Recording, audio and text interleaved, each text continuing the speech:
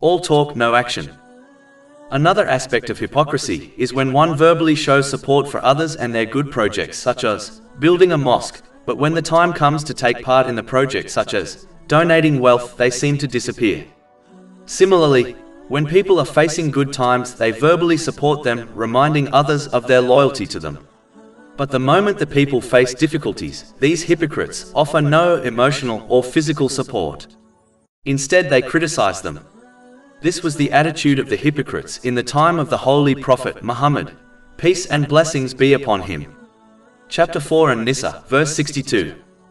So how will it be when disaster strikes them because of what their hands have put forth, and then they come to you swearing by Allah, we intended nothing but good conduct and accommodation.